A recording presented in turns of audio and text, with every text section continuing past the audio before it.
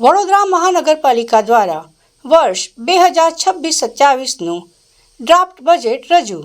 વડોદરા મહાનગરપાલિકા દ્વારા વર્ષ 2026-27 માટેનું ડ્રાફ્ટ બજેટ રજૂ. મનપાએ ₹7,600 કરોડનું ડ્રાફ્ટ બજેટ જાહેર કર્યું છે. મ્યુનિસિપલ કમિશનર અરુણ મહેશ બાબુએ બજેટોની વિગતો આપી. ઇન્ફ્રાસ્ટ્રક્ચર, રસ્તા અને ડ્રેનેજ પર વિશેષ ફોકસ રાખવામાં આવ્યો. સ્વચ્છતા, પાણી પુરવઠા અને આરોગ્ય સેવાઓને પ્રાથમિકતા આપવામાં આવી. ડિજિટલ સેવાઓ અને સ્માર્ટ સિટી પ્રોજેક્ટ માટે જોગવાઈ. બજેટ અંગે હવે સભાસદોમાં ચર્ચા શરૂ થવાની શક્યતા. વડોદરા મહાનગરપાલિકા એક સેન્ટ્રલ ગુજરાતનું સારી કનેક્ટિવિટી ધરાવતું હાઈવે, એર અને રેલથી connected industrial hub, educational hub તરીકે પ્રખ્યાત સિટી છે. ગુજરાતનું સાંસ્કૃતિક પાટનગર તરીકે ઓળખાય છે. મહારાજા સયાજીરાવ ગાયકવાડની નગરી તરીકે ઓળખાતું આ શહેર નિત નવીન આયોજનો સાથે કહી શકાય કે ઐતિહાસિક બજેટ માન્ય કમિશનર શ્રી દ્વારા રજૂ કરવામાં આવ્યું છે. ગયા વખતનું જે બજેટ હતું એના મોટા ભાગના જે પ્રગતિના કામો હતા એ અમે કરી શક્યા છે. ખાસ કરીને 2007-8થી વાત કરું તો અત્યાર સુધીનું એવરેજ એક્સપેન્ડિચર એટલે કે કેપિટલ એક્સપેન્ડિચર 637 કરોડ છે. છેલ્લા 2 વર્ષનું એવરેજ કાઢીએ તો અમે લોકો 637 કરોડના કેપિટલ એક્સપેન્ડિચરથી અત્યારે 1,326 કરોડના કેપિટલ એક્સપેન્ડિચર સુધી પહોંચી શક્યા છે. એટલે કહી શકાય કે 2.5થી 3 ગણી વિકાસની સ્પીડમાં વધારો કર્યો છે.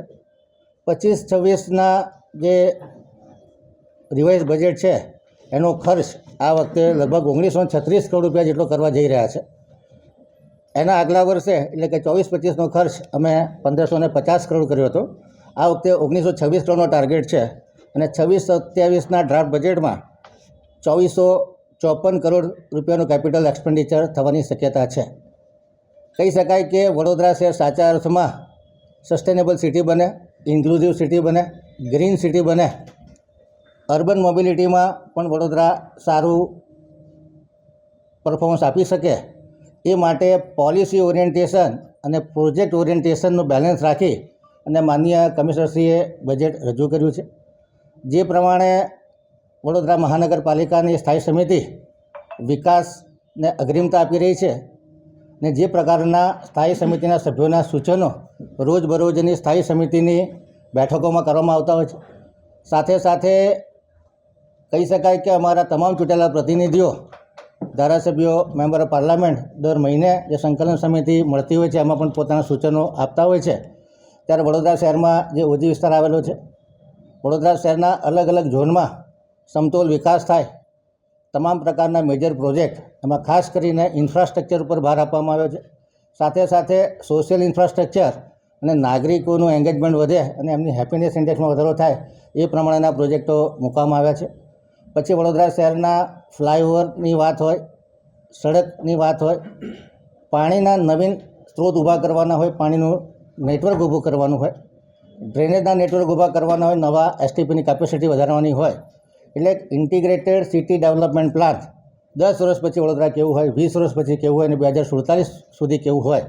વડોદરા શહેરના નાગરિકોની સુખ સુવિધામાં વધારો થાય.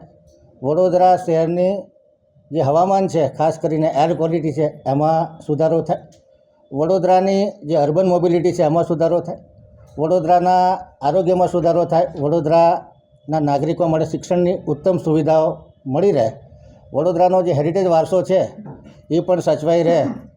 વડોદરા શહેર એક ટુરિસ્ટ ડેસ્ટિનેશન તરીકે ડેવલપ થાય એ પ્રમાણેના તમામ પ્રોજેક્ટો મૂકવામાં આવ્યા છે.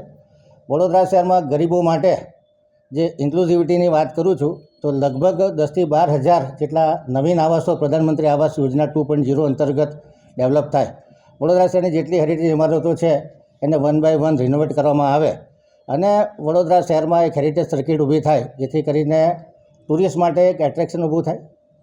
બજેટનો કન્સેપ્ટ રાખ્યો છે વિરાસતથી વિકાસ સુધીનો અને સયાજીરાવ ગાયકવાડજીની નગરી ખરેખર કહેવાય કે આપણી પાસે જે અમૂલ્ય હેરિટેજ વારસો છે અને સાથે સાથે માનનીય વડાપ્રધાન શ્રી નરેન્દ્ર મોદીનું વિઝન, માનનીય મુખ્યમંત્રી શ્રી ભૂપેન્દ્રભાઈ પટેલનું વિઝન અને વડોદરા કોર્પોરેશનના તમામ ચૂંટાયેલા પ્રતિનિધિના વિઝન સાથે કહી શકાય કે ટ્રિપલ એન્જિનના જોર સાથે વડોદરા શહેર ટિયર 2 સિટી ગુજરાતનું ગ્રોથ હબ બને અને કહી શકાય કે આખા ભારતભરમાં જે ટિયર 2 સિટી છે એ એક નવા ગ્રોથ હબ તરીકે જે અર્બન વિસ્તાર ડેવલપ થઈ રહ્યો છે એનો વિકાસ થાય એ દિશામાં અમે સૌ કટિબદ્ધ છે.